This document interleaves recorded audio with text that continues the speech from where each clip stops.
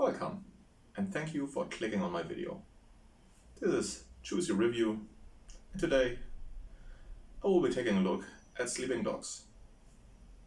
Before you are confused, the 2024 version with Russell Crowe is there, not a good old classic from Quentin Tarantino. Maybe I'll look at that at some point, but not this time.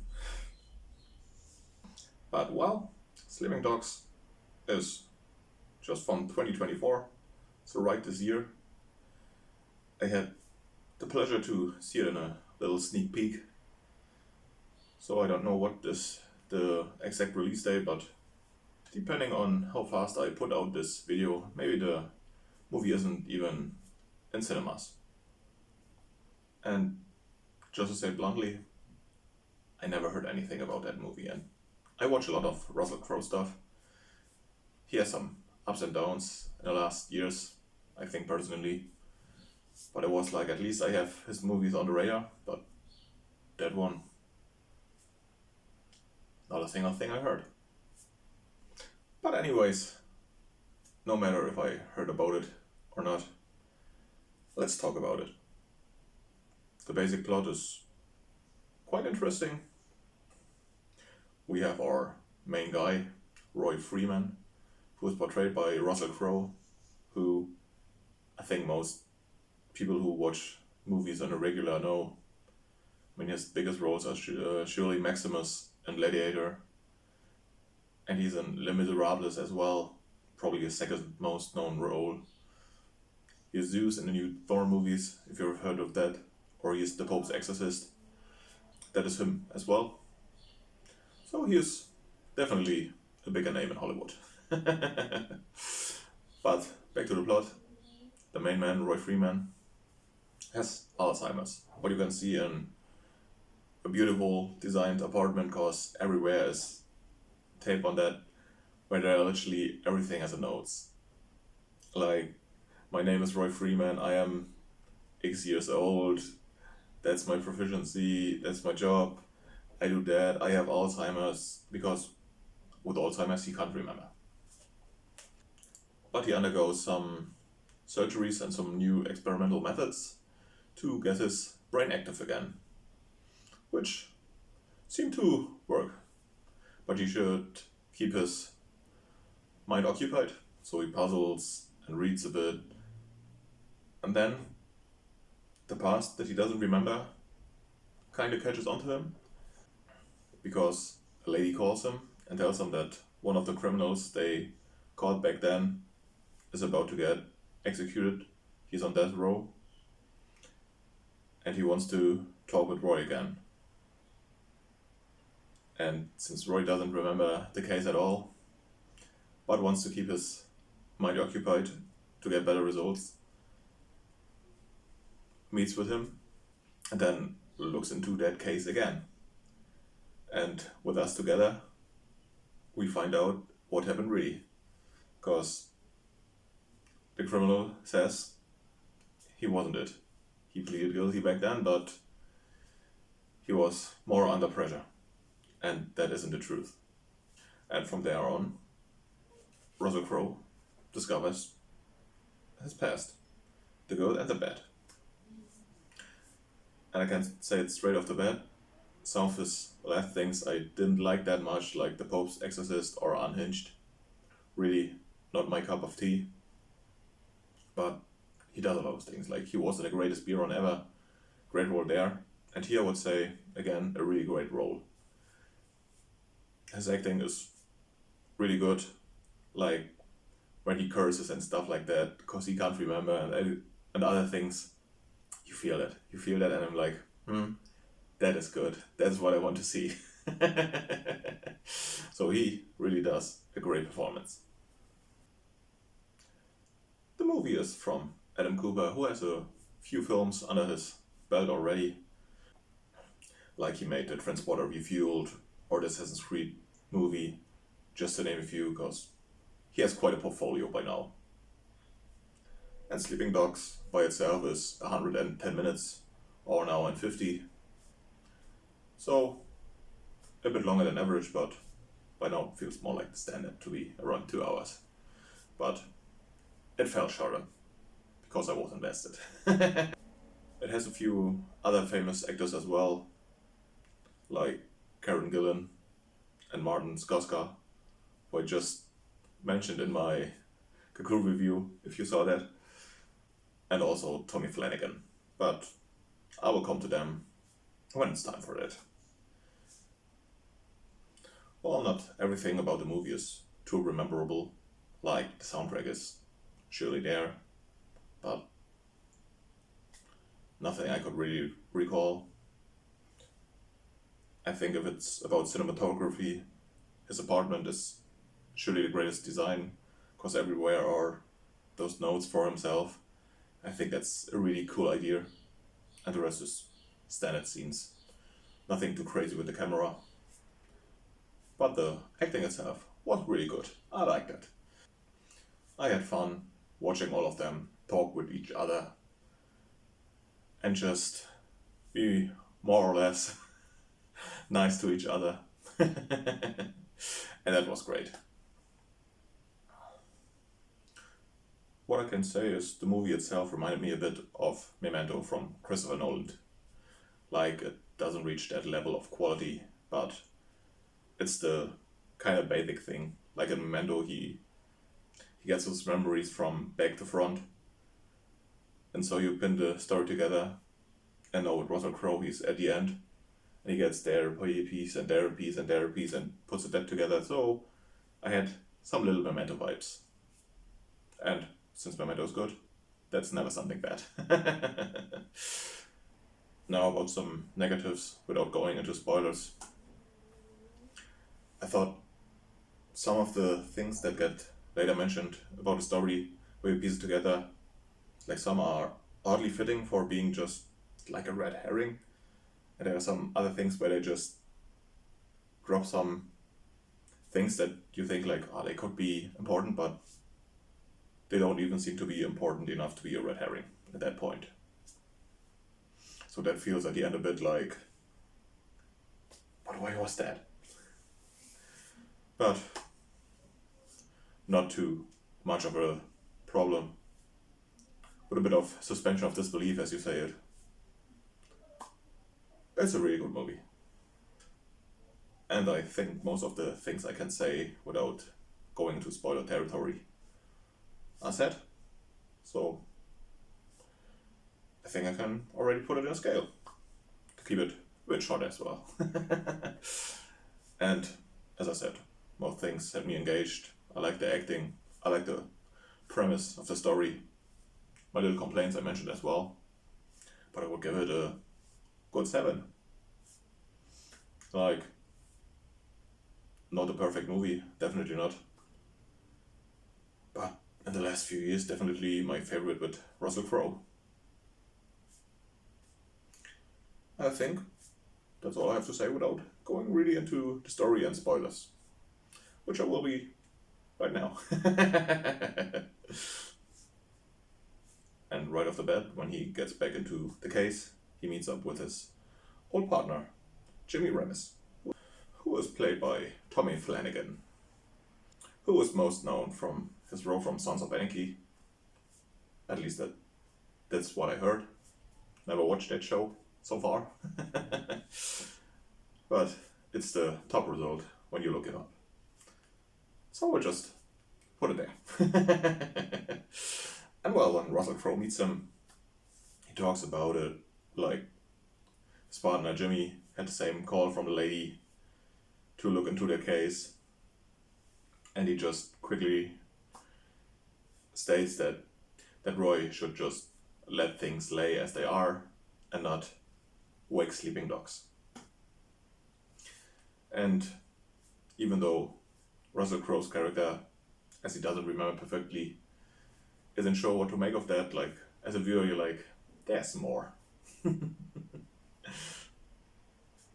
And then we get deeper into the case. We see the man who got killed is Dr. Weeder, played by Martin Skoska, who I mentioned last time. So, just to remind you, he's that man who's kind of in everything.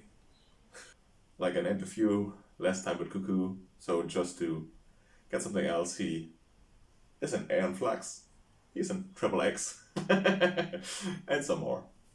If I see him on the regular again, maybe I will try to put different movies every time. But that's not important. What is important is that he got killed. And the poor boy, Russell Crowe, tries to help. Pled guilty to that back then. You see some scenes where they clearly push him into writing that confession.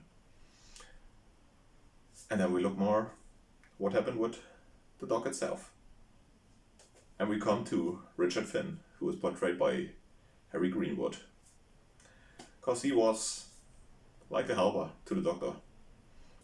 Also his girlfriend, Laura Baines, who is portrayed by Karen Gillan, who get more spotlight now.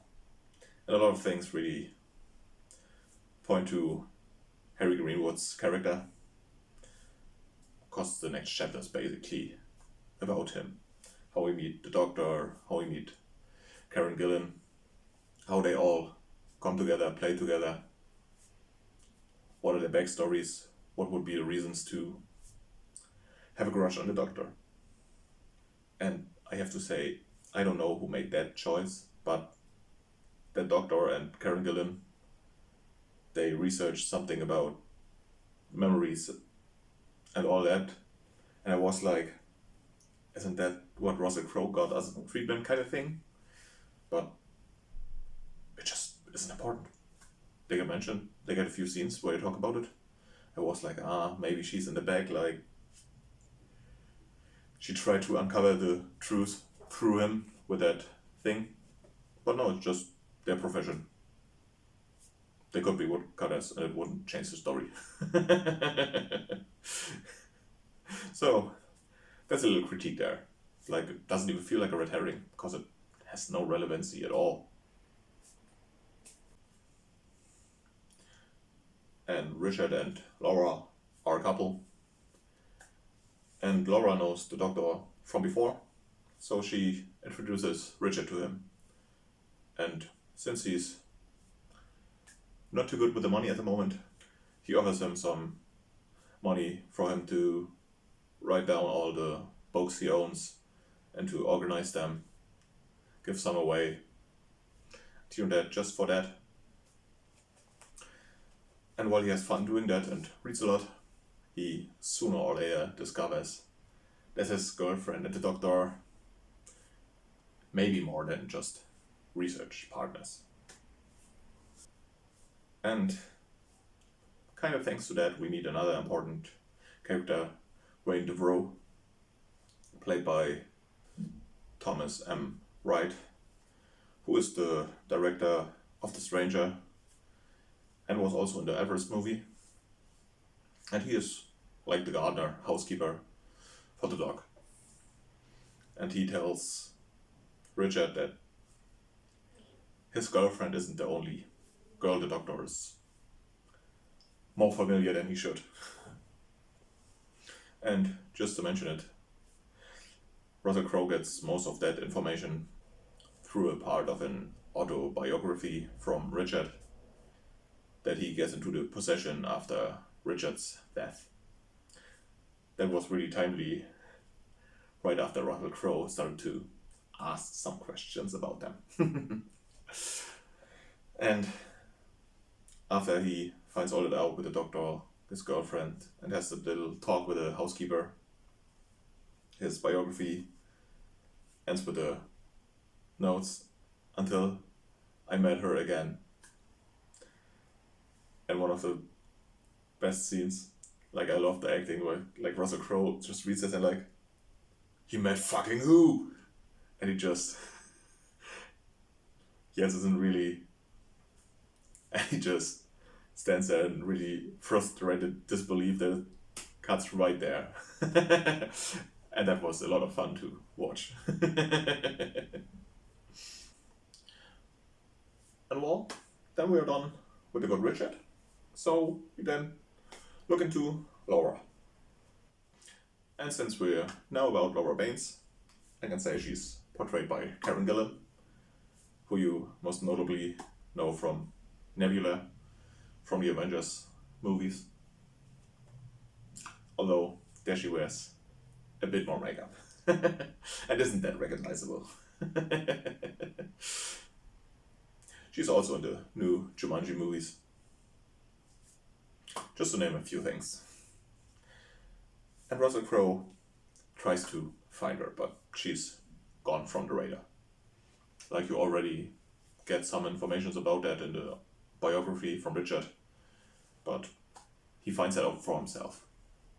And thanks to some things here and there, not too important, he finds out she has a different name, and then he finally can find her.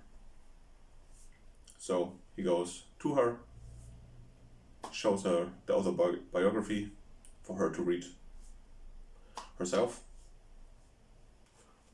While in the beginning she doesn't even want to have it, but after some talks, she agrees to take it and read it.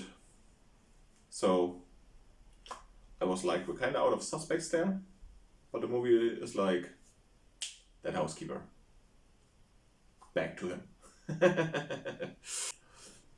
And to be honest, there isn't much on them, I thought, in the first place. But Russell Crowe goes to him anyway. Finds out he's in some barn, butchering some animals. And with some talks, and he finds out he was more than just a housekeeper, because he's a veteran, had some stress-related trauma, PTSD, and the doctor helped him to forget things. Was more experimental therapy, and at some point it had too much side effects for him to continue it, and that's most they built up towards he would be the killer, which I didn't even buy in the first place. He was like, he's there, but I don't see him being that mad that he kills him. But a bit more important is that after Russell Crowe is done talking with him, he offers to give him a ride back home, since Russell Crowe, with his Alzheimer's, really isn't the driver. And he gives him the ride back home. And when Roy is back home, you see outside Wayne is still in his pickup truck and calls someone just to say he's back home. And then Karen Gillan arrives at the doorstep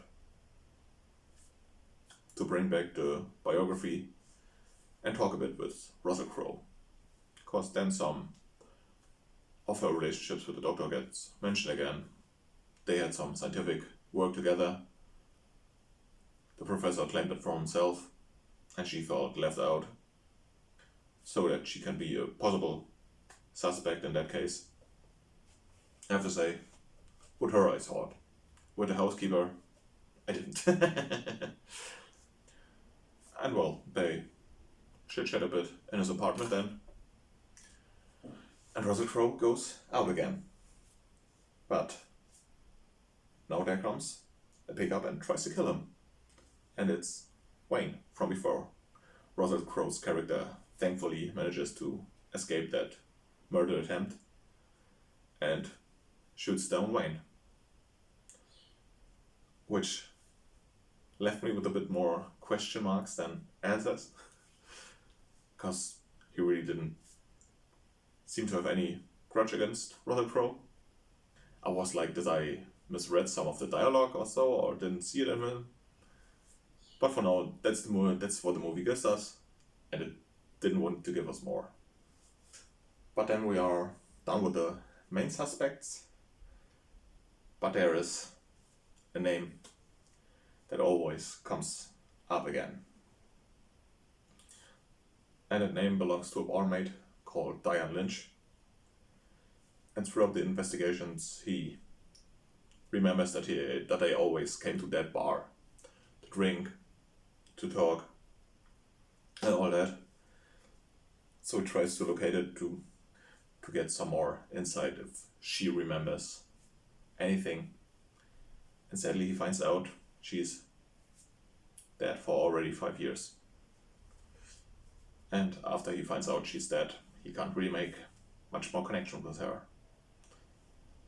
So he comes back to his old partner again, because a lot of the documents where they usually both sign is only signed by him and not by Russell Crowe. And that character reminds him again to just let that one be. And I feel something's off, like, not that guy is the murder, but there's surely something deeper here. And we don't really have much more places to go, so it's finally time to visit the old house where the doctor got killed. And then everything comes together. While Russell Crowe is looking through the house, Tommy Flanagan as well as Karen Gillan arrive there as well. And they talk quite a bit. So they then reveal that Laura got stalked by Richard, and since she had already some connections with Wayne and that one is on medication, and then she manipulated him into first killing Richard and then trying to kill Roy as well, but the later failed, as we know. And it appears that her reason was she didn't want it to have that scientific research stolen by the doctor.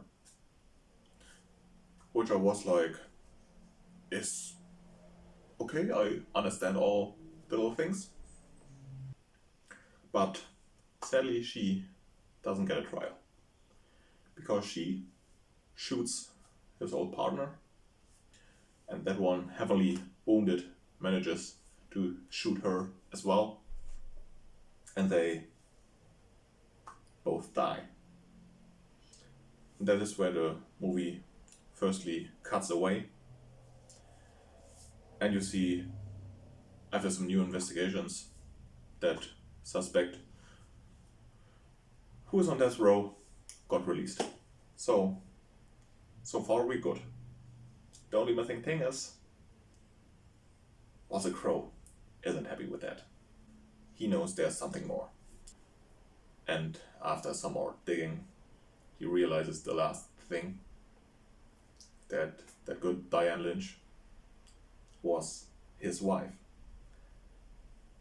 And his wife had an affair with Doc Wilder as well. And then we find out the real killer was Russell Crowe. His partner helped him cover all that up, so we then find out why he means to don't even ask, because Russell Crowe's character can't get to satisfaction there at all, and his partner knows that. And then we get the last shot, Russell Crowe on his desk, and he knows everything, and he grabs a gun, aims at himself, but stands up and goes out of the frame. And for me, I hope he doesn't shoot himself, but he turns himself in. Because now he's someone who seeks the right thing to do and not the easy way out, but that we never find out.